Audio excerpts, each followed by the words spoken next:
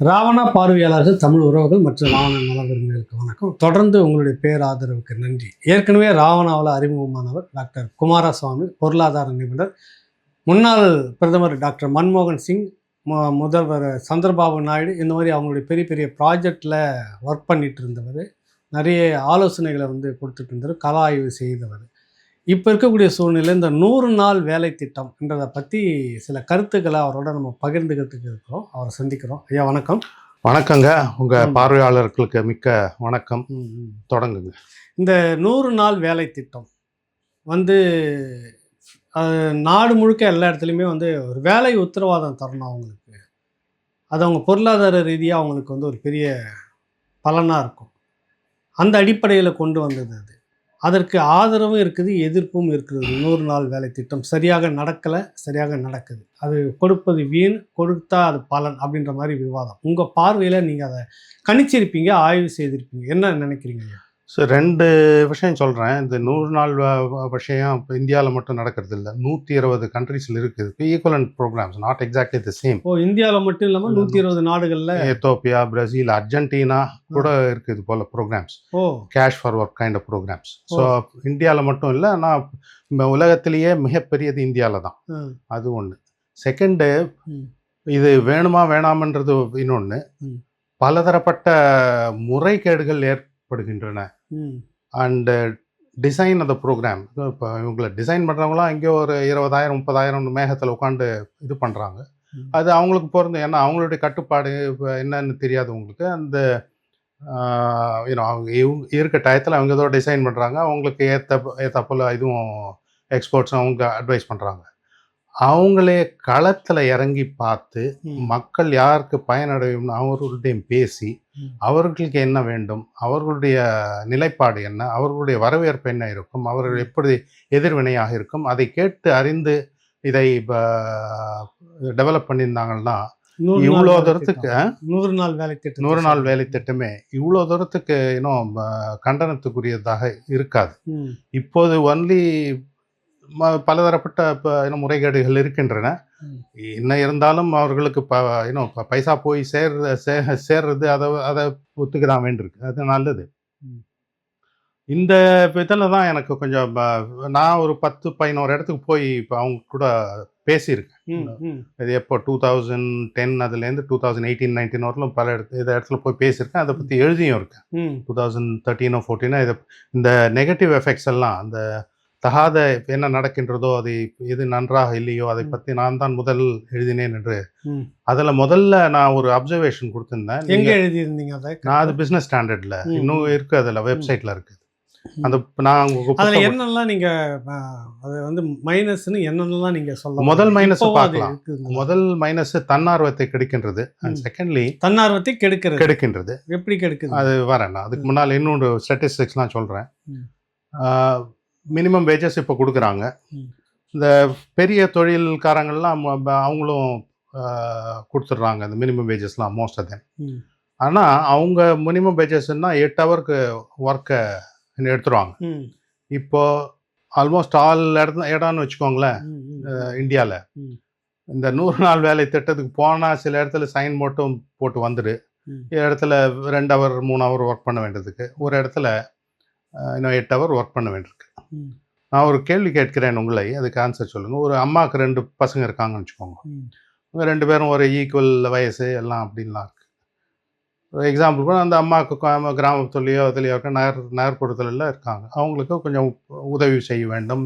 வீட்டை சுத்தம் பண்ணுவதோ இல்லை இதுக்கு போய் ரேஷன் வாங்கிட்டு வரதோ இல்லை கடைக்கு போய் தான் வாங்கிட்டு வரதோ, அது போல் ஏதோ பண்ணிகிட்டே இருக்கணும். ஒரு பையனுக்கு டெய்லி 2 சாக்லேட் கொடுக்குறாங்க இந்த வேலையெல்லாம் பண்ணுறதுக்கு. இன்னொரு பையனுக்கு ஒரே ஒரு சாக்லேட் கொடுக்குறாங்கன்னு வச்சுக்கோங்க. அவங்களுடைய நிலைப்பாடு எப்படி இருக்குன்னு பாருங்கள். இந்த ஒரு நாள் ஒரு சாக்லேட் வாங்குற பையனுக்கு திடீர்னு மனசில் தோணும், என்னடா அம்மா எப்படி கொடுக்குறாங்களா, அம்மா எனக்கு பிடிக்கலையோ, நான் என்ன தப்பு பண்ணேன், இவன் என்ன பண்ணிட்டான் அப்படின்னு தான் சிந்தனை தொழிலேருந்து போய் இதில் தான் சிந்திச்சுட்டு இருக்கும். அவனுடைய ப்ரொடக்டிவிட்டி கம்மியாக தான் ஆகும். கொஞ்ச நாளுக்கு அப்புறம் சோர்வடைவான், மன சோர்வடையும். அதெல்லாம் தன்னார்வத்தை கெடுத்து விடும். அதுதான் சொன்னேன். அதே போல் இன்னொருத்தையும் பார்க்கலாம். அவங்க டிஸ்கிரிமினேட் பண்ணல, திங்கட்கிழமையும் புதன்கிழமையும் பண்ணால் ஒரு சாக்லேட் கொடுப்பேன். ம். செவ்வாய்க்கிழமையும் வெள்ளிக்கிழமையும் பண்ணிங்கன்னா 2 சாக்லேட் கொடுப்பாங்கன்னா ம். 2 பேருமே யோசிப்பாங்க, ஏன்டா இப்படி கொடுக்குறாங்க அப்படின்னா எல்லா காரியத்தையும் இதுலயே பண்ணலாமே, செவ்வாய்க்கிழமை வெள்ளிக்கிழமை பண்ணிக்கலாமே, ஏன் இங்கே போன வேறு ஏதாவது பண்ணிக்கிறேன் அப்படின்னு. இது ஒன்றும் இல்லாததுக்கு அவங்க மன சிந்தனையை கம்ப்ளீட்டாக குலைச்சிடுறது, கலைத்து விடுகிறது. அதனால் ஆர்வம் குறைகிறது. ஆர்வம் குறைஞ்சுட்டா இது எப்படி இப்போ இது பண்ணுறதுன்னு பார்க்கலாம். இப்போ வந்து ஒரு 400 ரூபாய், இப்போ 336 Indian average wages, minimum wages. But இப்போ ஒரு 400ன்னு வச்சுக்கலாம். இது பண்ணுறதுக்கு 400 3 ஹவர் 4 ஹவர் ஒரு தனிநபருடைய ஒரு நாள் உழைப்புக்கான வருமானம் சராசரியா 400 ரூபாய் இந்திய அளவில் 336 ஆக்சுவலா. ஓகே, 400. இந்த 400ல ஒரு 3 ஹவர் ஒர்க் பண்றா, 4 ஹவர் ஒர்க் பண்ணா 100 ரூபாய் கிடைக்கிறது. அதே பெரிய ஃபேக்டரிக்கு போனாக்க 400 8 ஹவருக்கு 50 ரூபாய். அந்த எந்த இடத்துலையுமே இந்தியா மினிமம் வேஜஸ் இந்த சின்ன தொழில்காரங்கள்லாம் பே பண்ணுறது இல்லை. இந்த தினக்கூலி வராங்க இல்லையா, இதுக்கு வீட்டில் காரியம்லாம் வராங்க இல்லையா, அவங்களுக்கெல்லாம் இவ்வளோ கிடைக்கிறதே இல்லை. அது ஒரு 60% 50% தான் இருக்கும். 400ல் 200 250 ரூபாய் தான் கிடைக்கும். அவனுக்கே தோரம் வைக்கிறது, ஒரு நாள் போனாக்க இவ்வளோ கிடைக்கிறது, இன்னொரு நாள் போனால் இவ்வளோ தான் கிடைக்கிறது, ஏன் இங்கே போகணுன்னு அது அவனுக்கு அப்படி தோன்றது. அந்த சின்ன பையன் எக்ஸாம்பிளையும் பாருங்க, 2 பேருமே பண்ணி தான் ஆகணும். அட்லீஸ்ட் ஒரு சாக்லேட்டே நான் கிடைக்கிறது, அதுக்காக நான் பண்ணுவான்னு பண்ண மாட்டான். இன்னொருத்துக்கு எவ்வளோ கிடைக்கிறதுன்னா அதே போல் தான் நான் என்னுடைய அனுபவத்தை சொல்கிறேன். எங்களுக்கும் அப்படிதான் ஆனது. இப்போ அது இன்ட்ரடியூஸ் பண்ண போது எங்களுடைய ஃபேக்ட்ரி இருக்கும்போது ஒரு 2-3 மாதத்துக்கு அப்புறம் இந்த கேஷுவல் லேபரை கிடைக்கிறது ரொம்ப கஷ்டமாக இருக்கு. இருந்தது 3வது பூரஸ்ட் டிஸ்ட்ரிக்ட் ஒரிசால. அங்கே கேஷுவல் லேபர் கிடைக்கல. ஏன்டான்னு போய் இப்போ பார்த்தா இதுதான் அவங்களுக்கெல்லாம் மனச்சோறு தான். ஒரு நாளுக்கு அவ்வளோ அப்போ வந்து 180 ரூபாய் ஆகும். அவங்க 180 ரூபாய் கொடுக்குறாங்க, நீ 200 ரூபாய் கொடுக்குறாங்க. ஆனால் 8 ஹவர் 9 ஹவர் ஒர்க் பண்ண வேண்டியிருக்கு. அது போல் யாருக்கு வேலை இருக்கோ அவனும் சோர்வு அடைஞ்சான். அவனை பார்த்து மற்றவங்களும் சோர்வு அடைஞ்சிட்டாங்க. எல்லாம் இதுக்கே போகிறேன் இதுக்கே போகிறேன்னா 100 நாள் வேலை திட்டத்துக்கு அவனுக்கு 360 நாளும் இல்லை. நாங்கள் கொடுக்குறது 260 நாள் 280 நாள் கொடுத்துருந்தோம். அவனுக்கு அதுவும் இல்லை. இந்த 100 நாள் இதில் எல்லாம் சொல்லுது எல்லாம் 100% உண்மைன்னு எடுத்துக்காதீங்க. இது கொஸ்டின் ஆஃப் டிகிரின்னுவாங்க. சில பேர் பல பேர்னு சொல்லுவேன். எல்லாம் போனாக்கா இந்த மரத்தடியில் இந்த வில்லேஜ் எல்லாம் அங்கே ஒரு 30 ரூபா மரத்தடியில் வந்து வீடு பிடிச்சிருக்கானுங்க. இதுக்கு வரேன், இதுக்கு வந்தாக்க சீட்டாடிட்டு இருக்கிறதுலாம் அது ஒன்று பேசுறது அது ஒன்று அவங்களுக்கும் ஓகே. எம்என்ஆர்இஜி அந்த 100 நாள் வேலை திட்டத்துக்கு போய் 2 ஹவர் தான் பண்ணா, அந்த 6 ஹவர் வேற எங்கேயாவது பண்ணி கொஞ்சம் பைசா தானே, அதுவும் இல்லை. என்ன இங்கே ஒரு 100 ரூபாய் கிடைக்குது, அங்கே 20 ரூபா 30 ரூபாய் கிடைக்கும், ஏன் போகணும்? எல்லாம் இதுதான். இது குலைத்து விட்டது. ஒரு டிசிப்ளின், ஒரு இது ஆர்வம் என்றதே குலைத்து விட்டது. ஸோ 100 நாள் வேலை திட்டம்ன்றது இந்தியாவுக்குள்ளாக இந்த உழைக்கும் போர்க்க வந்து தன்னார்வம் நீங்க சொல்றது, தன்னார்வத்தை அதை வந்து சுத்தமா குலைச்சிருச்சு அப்படின்னு சொல்ல வரீங்க. ஆனா இப்போ முழுமையாக உண்மை என்று எடுத்துக்கொள்ள வேண்டாம். நான் என்ன சொல்றேன்னா, இது போல டைரக்ஷன்ல போயிட்டு இருக்கு. முன்னால் இருந்த ஆர்வத்தை விட மிகவும் கம்மியாக இருக்கின்றது என்று தான் 2013-14 எழுதியிருந்தேன் இந்த இதை பத்தி. அதை நிறைய பேர் கோட் வேற பண்ணியிருக்காங்க. இது பெரிய இது என்ன ஆறுதுன்னு பாருங்க. இவனுக்கு மன உடைச்சல், அந்த இவங்களை எங்க யூஸ் பண்ணியிருந்தாங்களோ சிறு திரு தொழில, பெரிய தொழில, வீட்டு வேலைக்காக இது பண்றது, அவங்களா ஏதாவது பண்ணியிருந்தாங்கன்னா அவங்களும் இவங்களுக்கு ஏத்தா போல, இவங்களுக்கு எதிர்பார்ப்பு எப்படி இருக்கோ அதுக்கு ஏத்தா போல இது கொடுக்க முடியல அவங்களால. ஸோ என்ன ஆச்சுன்னா, இப்போ இந்தியாவில் biggest problem industrial employment is not growing at all. In fact, industry production 17% இருந்தது, இப்போ 13% ஆகிவிட்டது. ஒரு தொழிற்சாலைகள் அப்படின்னு சொல்றது எல்லாமே. சரி, இப்போ நீங்க என்ன பண்ணியிருந்தாலும் இப்போ வேலை யார் உண்டாக்குறான்னு பார்க்குறாங்க. சென்ட்ரல் கவர்மெண்ட், ஸ்டேட் கவர்மெண்ட், பெரிய ஐடி முதலாளிகள் அவங்கெல்லாம், லூகாஸ் டிவிஎஸ், அது போல பெரிய பெரிய தொழிற்சாலைகள், அவங்க எல்லாரும் சேர்ந்து 15% எம்ப்ளாய்மெண்ட் தான் உண்டாக்குறார்கள் இந்தியாவில். மற்ற 85%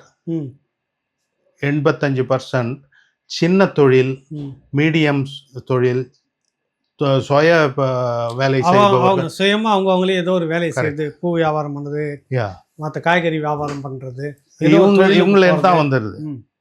இவங்க கிட்ட உழுந்த பெரிய அடி இதுதான். நான் முன்னே எவ்வளோ கொடுத்திருந்தேனோ, அங்கே பெரிய தொழிற்சாலையில் 100 கொடுக்குறாங்களா, நான் 60 கொடுப்பேன். அதுக்கே வந்துருந்தாங்க முன்னாலாம். இப்போ பெரிய தொழிற்சாலையும் இந்த கம்பேரிசன்னால வரதில்லை. சின்ன தொழிற்சாலை இதுவே போயிடுது. அந்த இதுவே ரொம்ப கம்மி ஆயிடுச்சு. இந்த வேலை வாய்ப்பு உண்டாக்குவது முன்ன 75 லட்சம் புதிய வேலை வாய்ப்புகளை நாம் உண்டாக்கி கொண்டிருந்தோம். இப்போது 40 லட்சம் ஆகிவிட்டது இந்தியாவை சேர்த்தா. என்ன காரணம்? இந்த காரணம் தான். அவங்களால அஃபோர்ட் பண்ண முடியல இந்த லேபரை. இந்தியாவுக்கு என்ன பெரிய ஸ்ட்ரென்த்து? Labour, cheap labour. அந்த சீப் லேபர் சொல்றதுக்கு தான், அது இதுக்கு இல்லை, நடைமுறையில் இல்லை. அவங்களுக்கு அது போல் ஆயிடுது. இவங்களுக்கும் ஆர்வமும் கொஞ்சம் கொஞ்சமாக கம்மி ஆகிட்டு வருது. ஸோ இதனால தான் கொஞ்சம் இந்த வேலைவாய்ப்பு உண்டாக்குவது இதுவும் வேகமும் கம்மியாகிவிட்டது. அதே போல் இன்னொன்று பெரிய இது பார்க்கணும். இந்த வில்லியம் ஆர்தர் லூயிஸ்னு இருந்தார், பொருளாதார நிபுணர். அவர் வளர்ச்சி பொருளாதாரத்தில் மிக உயர்ந்த இதில் இருந்தார். 70-80 அவர்களுக்கு நோபல் பிரைஸ் கொடுத்தாங்க.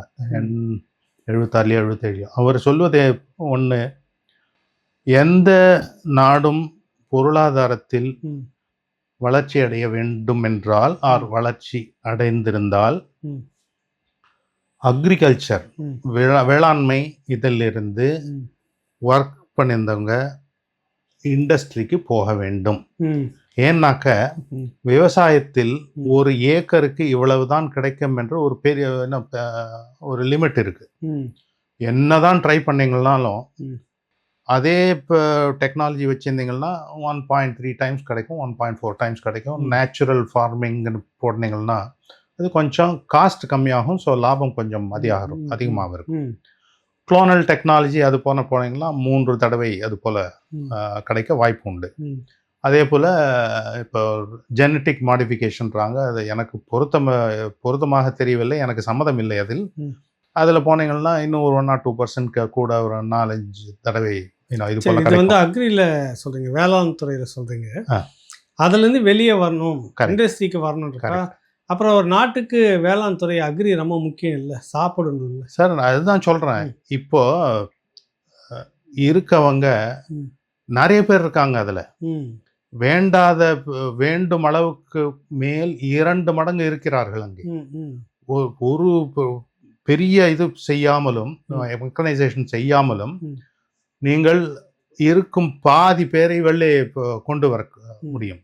அப்படி இல்லைன்னா கூட அவங்களா இதே தொழிலை பண்ணியிருந்தாங்களோ இதே சம்பளம் தான் வரும். வேற ஏதாவது பண்ணாதான் சம்பளம் வரும். அதுதான் அவர் சொல்கிறார்கள். இண்டஸ்ட்ரியில, தொழிற்சாலைகளில் நீங்க உற்பத்தியை ஜாஸ்தி பண்ண முடியும். அதனால இங்கேருந்து இங்க லேபர் போகணும்னு. இதுதான் வளர்ச்சி அடைவதற்கு ஒரு முறை. சரி, இந்த 100 நாள் திட்டம் ஒரு ஆக்கப்பூர்வமாக செயல்படணும்னா இந்த அரசுக்கு என்ன சொல்லுங்க? அரசியல் கட்சி தலைவர்கள் ஏற்கனவே பேசியிருக்கிறாங்க. இல்லை, குறிப்பாக இது வந்து நம்ம வழியை சொல்கிறதுன்னு இல்லை, சீமான் வந்து சொல்லும்போது இது வந்து சோம்பேறிகளாக ஆக்குகிறது. இந்த வேலை கொடுக்குறவர்களை வந்து வேறு வேலைக்கு பயன்படுத்துகிறாங்க. வேளாண் துறையிலேயே நிறைய இடத்துல வேலைக்கு ஆள் வந்து கேட்பாங்க. அந்த இப்போ நீங்கள் ஒரு பண்ணை வச்சுக்கணும், எனக்கு ஒரு 50 ஆள் வேணும்னா இவர்களை வந்து அனுப்பிட்டு பண்ணைக்காரரும் காசு கொடுப்பாரு, அரசு பணமும் அதோட இணைஞ்சு அவங்களுக்கு கூடுதலாக ஒரு சம்பளம் கிடைக்கும். கூடுதலாக வந்து வேலை அதே வேலை, பட் சம்பளம் நல்ல சம்பளமாக கிடைக்கும். முழுசும் வேலை வாங்கின மாதிரி இருக்கும். ஒரு இண்டஸ்ட்ரியில் வந்துட்டு 10 ஆள் வேணும் இன்றைக்கி அப்படின்றப்ப அங்கே போகிறப்ப சேர்ந்துட்டு அவர் ஒரு தொகை கொடுப்பாரு, அரசு ஒரு தொகை. இந்த 100 நாள் வேலை திட்டத்துன்னு இது. ஆக இந்த அரசு வேலைகளோடு இதெல்லாம் இணைச்சிக்கிட்டு அவங்களுக்கு வேலையை வாங்கினாக்கா அது பயனுள்ளதாக இருக்கும் அப்படின்னு ஒருத்தர் மட்டும்தான் இது வரைக்கும் சொல்லிட்டு இருக்கிறாரு. மற்றவர்கள் அதை பற்றியில் 100 நாள் இலவச வேலை அது எல்லாருக்குமே கட்டாயம், அது வந்து தேவைதான்றாங்க. ஆல்டர்னேட்டிவ் நீங்கள் என்ன வைக்கிறீங்க, என்ன சொல்ல வரீங்க? அவர் சொல்லுவதில் பல விஷயங்களில் ஒத்துக்கொள்ள தான் வேண்டும். அதையும் நான் சொல்வதாக இருந்தேன். 100 நாள் வேலை திட்டத்தை என்ன பண்ணான்னா அது ஒன்லி பெண்களுக்கு மட்டும் ஆக்கி விடுங்கள். ரூரல் ஏரியாஸில் அவங்களுக்கு மட்டும் கொடுங்க. முடிந்தவரை வேளாண் துறையில் இல்லாமல் மற்ற தொழில்கள், சிறு தொழில்கள், ஸ்டிச்சிங்கு, கிளீனிங்கு, பேபி சிட்டிங் அது போல இருந்தால் அவர்களுக்கு கொடுங்கள். ம்.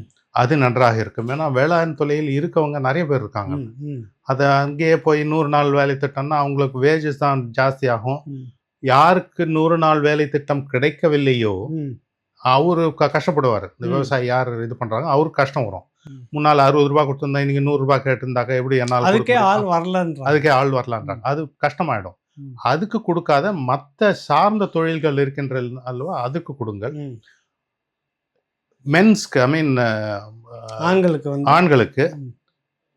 முதல்ல ஒரு 30 வயதுக்குள்ள இருந்தாங்கன்னா அவங்களுக்கு 100 நாள்ல 20-30 நாள் ம்.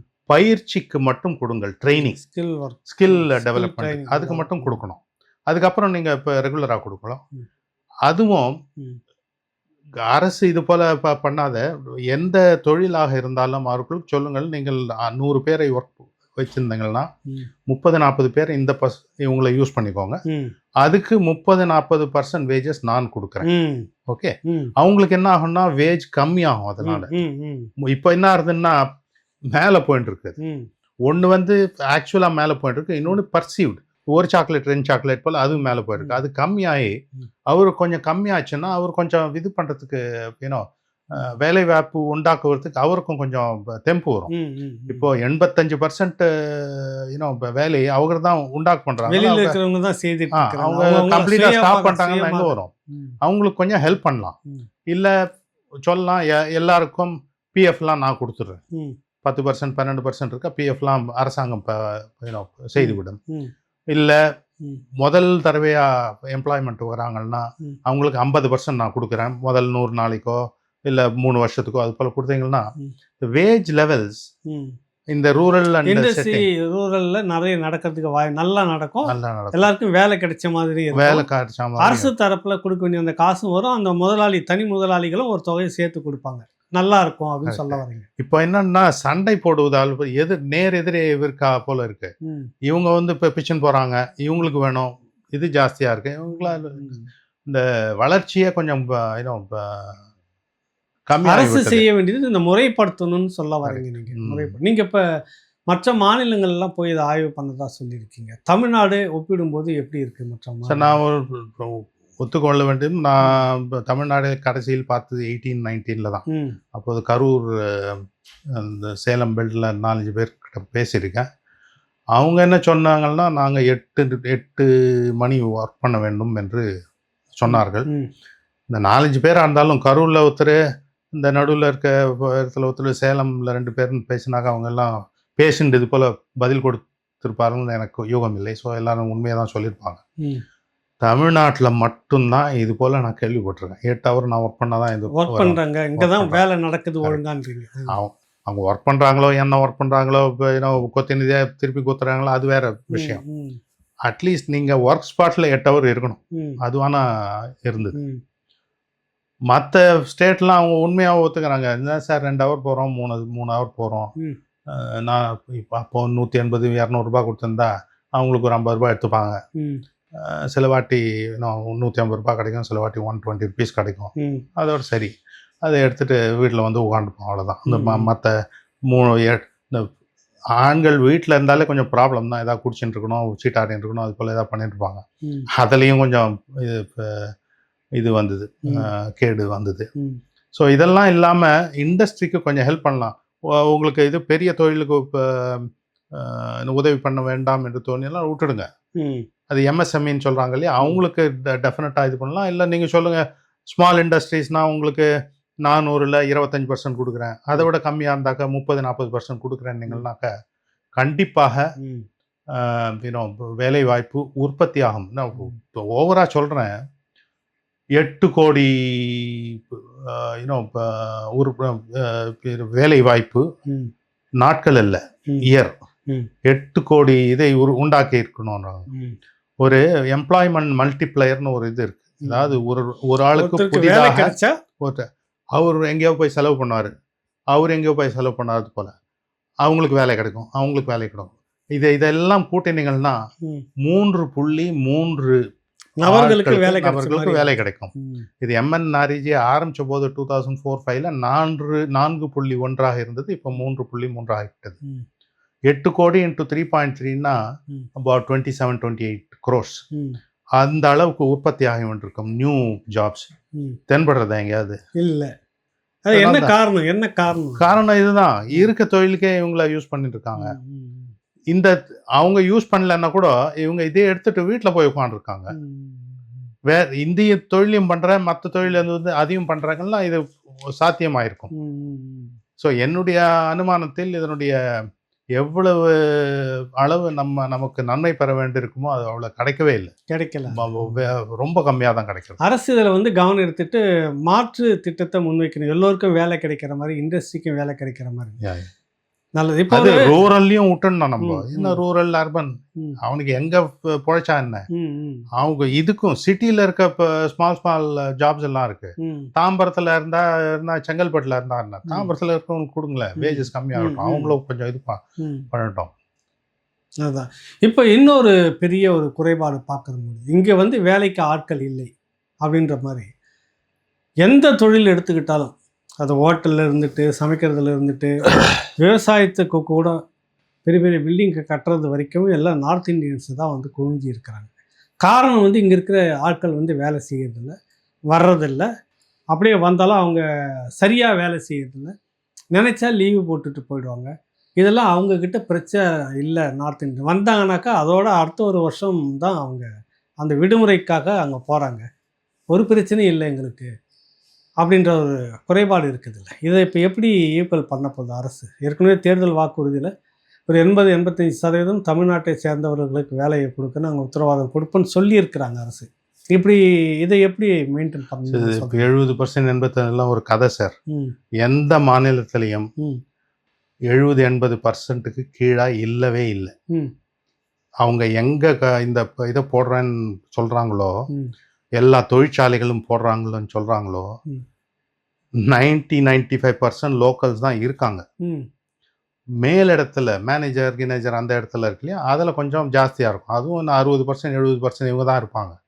70% கொடுத்துட்றாங்க. இதெல்லாம் ஒரு சால் ஜாப். இதுக்கு ஒரு இதுவும் நடக்க போகிறது இல்லை. கண் கூட பார்க்குறமே, நீங்கள் எந்த மாலுக்கு போங்க, எந்த ஹோட்டலுக்கு போங்க, கண் எதிர்க்க பார்க்க எல்லாமே நார்த் இந்தியன் தானே இருந்துட்டு இருக்கிறாங்க. இப்போ இந்த கஸ்டமர் ஃபேஸிங் ஜாப்ஸ் எல்லாம் நிறைய நார்த் இந்தியன்ஸ் எடுத்துட்டாங்க. அது கரெக்டு தான். நான் உண்மை என்று தப்பு என்று சொல்லவில்லை. இருந்தாலும் அவர்கள் 30%க்கு மேலே இருக்க மாட்டார்கள் தான் என்னுடைய கணிப்பு. மற்ற ஸ்டேட்மெண்ட்ல அது 2-3% கூட இல்லை. சில இடத்துல மேபி 10% 15% இருக்கும். இவர்களும் என்ன செய்ய வேண்டும் என்றால் ஒரு மாற்று கருத்து வைக்கிறேன். இங்கே ஸ்கில் ஒர்க் டெவலப்மெண்ட்டுக்காக அந்த ட்ரைனிங், போதிய பயிற்சி, போதிய இளைஞர்களுக்கு கொடுத்து நீங்கள் போய் வேலை செய்யுங்க அப்படின்ற இது இங்கே இல்லை அப்படின்னு சொல்லலாம். அது இப்போ சொல்ல மாட்டேன். ஸ்கில் அவங்க மட்டும் வரவங்கன்னா ஸ்கில்லோட வராங்க, அந்த மாதிரி வந்து கற்றுக்குறாங்க. அவங்களுக்கு ஆர்வம் இருக்கிறது, நமக்கு ஆர்வம் போய்விட்டது. எல்லாரையும் போதைப் பொருள் என்று சொல்லவில்லை. சினிமா பார்க்குறேன், இந்த யூடியூப் என்டர்டைன்மெண்ட்குள்ளே போயிடலாம். உழைக்கும் போக்கு வந்து குறைஞ்சி போச்சுன்னு சொல்ல வரோம். அது இன்னொரு இது இருக்கு. இப்பொழுது பார்த்தீர்களானால் வேலை இல்லாதவர்களுடைய விகிதம் கிராஜுவேட்ஸ் தான் ரொம்ப ஜாஸ்தி. ஆல் இண்டியா லெவல்ல 29% graduates are sitting idle, are they don't have a job. வேலை இல்லாத. அதே 12வது வரை படித்தவர்களுக்கு 12% தான் வேலை இன்மை. 4வது 5வது படித்தவர்கள் அதை விட கம்மியாக இருக்கிறது. இவங்க நிறைய படிக்கும்போது அதற்கு ஏத்தாற் போல் எனக்கு வேலை வேண்டும் என்று எதிர்பார்க்கிறார்கள். அது வரவில்லை என்றால் சும்மா வீட்டில் உட்காந்துருக்கிறது. அது தமிழ்நாட்டில் பார்த்தீங்கன்னா எல்லாரும் படிச்சிடுறாங்க. இப்போ கிராஜுவேஷன் அதெல்லாம் கிராஜுவேஷன் பண்ண அப்புறம் அதுக்கு ஏத்தாப்புல ஜாப் பண்ணலான்னு வீட்டில் உட்காந்துருக்காங்க. அதுதான் காரணம் இது. ஸோ அவர்களை என்ன செய்ய வேண்டும் என்றால், நான் 2-3 இது வச்சுருக்கேன். இது இப்போ பணம் கொடுக்காமல் சில வசதிகளை நீங்கள் இது பண்ணுறீங்க. இன்னொரு நாள் பார்க்கலாம், 6 இதில் சொல்கிறேன். இப்போ உங்கள் தெருவில் எடுங்க, எத்தனை கார் பார்க் பண்ணுறாங்க ரோடில். ரோடு எதுக்கு? போகிறதுக்கு வரத்துக்கு, நடக்கிறதுக்கு. காரை பார்க் பண்ணுறதுக்கு வா. பல தரப்பட்ட கார்கள் அந்த ரோட்லேயே இது பண்ணி என்க்ரோச் பண்ணிட்டு வெளிலெல்லாம் நீட்டின்ட்டு இருக்கு. நான் என்னுடைய காரை அப்படி தான் பார்க் பண்ணேன். ஒரு பார்க்கிங் அசிஸ்டண்ட்டுன்னு போடுங்க. போட்டுட்டு அவனுக்கு 10 லாட்டு அதில் ஃபீஸ் கலெக்ட் பண்ணிக்கும். ஏன்னா அது அரசனுடைய சொந்தம், ம் ரோடு அரசுக்கு சொந்தம். நீங்க யூஸ் பண்றீங்க, அது பே பண்ணிட்டு யூஸ் பண்ணுங்க. ம் வேலை கிடைச்ச மாதிரி இருக்கு, வேலை வருவாய் வந்த மாதிரி இருக்கு. அந்த மட்டும் பண்ணீங்கன்னா, ம். நான் 2014ல கணிச்சது, ம் ஆந்திர பிரதேஷ்க்கு, அந்த சின்ன ஆந்திர பிளவுபட்ட ஆந்திர பிரதேஷ், தெலுங்கானா. ம் அதுலயே 1,65,000 பேர்களுக்கு வேலை வாய்ப்பு கிடைத்திருக்கும். இந்த பார்க்கிங் சிஸ்டம், பார்க்கிங் அசிஸ்டன்ஸ் மட்டும். ம் இந்த இப்போ இந்த பகுதியில் இருக்குன்னா இங்கே எங்கன்னா ஒரு பக்கத்தில் ஒரு இடத்த எடுத்து முழுக்க முழுக்க வாகனம் நிறுத்துறதுக்குன்னு அடுக்கு மாடி கட்டி விட்டு அதுக்கு சில ஆட்களை போட்டு அங்கே வாகனம் நிறுத்தி வசூல் பண்ணுற அந்த வேலை அரசுக்கும் நெருக்கடியில் போக்குவரத்தும் ஃப்ரீயாக இருக்கும், வேலை வாய்ப்பும் உருவாக்குன்றீங்க, அவ்வளோ செய்துன்றீங்க. அதே போல் இந்த இது வச்சுட்டேன், இந்த சிக்னல் வச்சுட்டேன்னு எல்லா இடத்துலையும் போலீஸ் எடுத்துட்டாங்க. ம் ஆல் இண்டியா லெவலில் சொல்கிறேன், உலக அளவில் எந்த அளவுக்கு ம் தொழிலாளிகள் இருக்கின்றார்களோ ஒவ்வொரு துறையிலும், போலீஸாக இருக்கட்டும், மிலிட்ரியாக இருக்கட்டும், எஜுகேஷனில் இருக்கட்டும், டீச்சர்ஸில் இருக்கட்டும், இந்தியானுடைய சாங்ஷன்டு ஸ்ட்ரென்த்தே ம் அதை விட 30-40% கம்மியாக இருக்கிறது. ம் ஜட்ஜஸ்னு பார்த்துக்கோங்க, 1:3 1:4. ம் இங்கே இப்போ 1,00,000 பேருக்கு ஸ்டாட்டிஸ்டிக்ஸ் அந்த புக்கில் இருக்கு, 10 பேர் வைத்திருந்தார்கள் என்றால் ம் உலக அளவில் 40 பேர் இருக்காங்க. ம் அதை விட்டுடுங்க, அந்த 10 பேர்லேயே ம் 10-20 ஜுடிஷியரியில் ஐ திங்க் 23% வேகன்சி, ம் போலீஸில் 11% வேகன்சி, ம் இதெல்லாம் இருக்கு. இதை பூர்த்தி செய்யல, முதல்ல இதை பூர்த்தி செய்யுங்க, ம் இருக்க சாங்ஷன் செய்யுங்க, பூர்த்தி செய்யுங்க. இருந்தாவே எல்லாருக்கும் நல்ல வேலை கிடைச்ச மாதிரி இதுவாக இருக்கும். இதில் இப்போ இந்தியாவில் மொத்தம் இப்போ இது பண்ணீங்கன்னா, எடுத்தீங்கன்னா சாங்ஷன் ஸ்ட்ரென்த்லேயே 75 லட்சம் வேலை வாய்ப்புகள் இது ஃபில் பண்ணாத இருக்காங்க. ம் இதை விட்டுடுங்க. ம் நெக்ஸ்ட்டு இதை குளோபல் லெவல், அதாவது வேர்ல்டு லெவல் ஆவரேஜ்க்கு எடுத்துன்னு போனீங்கன்னா 1.2 1.8 கோடி வேலை வாய்ப்புகள் உண்டாக்குறதுக்கு நமக்கு இது இருக்கு, வாய்ப்பு இருக்கிறது. அது பிரைமரி ஜாப், அதை 3.3 மல்டிப்ளை பண்ணுங்க, வேலை வாய்ப்பு வேலை இல்லாமையே அழிந்து விடும். அதை பண்ணாத இவங்க என்ன பண்றாங்க பாருங்க எப்படின்னு. கவர்மெண்ட் டீச்சர் இன்னைக்கு பிரைமரி செகண்டரி ஸ்கூல்ல 20 வருஷம் ஒர்க் பண்ணியிருந்தீங்கன்னா 1.2 to 1.3 lakhs வரலும் டோட்டல் சேலரி உங்களுக்கு கிடைக்கிறது. இவங்க ஆக்சுவலா பண்றது only 20% of the jobs. 80% of the jobs is done by casual labour, daily தினக்கூலின்னு சொல்லக்கூடாது, டீச்சரை உயர்ந்த வச்சிருக்காங்க அரசு, அப்படி வச்சிருக்காங்க. அவங்களுக்கு 30,000 ரூபாய் கொடுக்குறாங்க. இது ஒரு சாக்லேட் 2 சாக்லேட் அதே இதுதான் இது.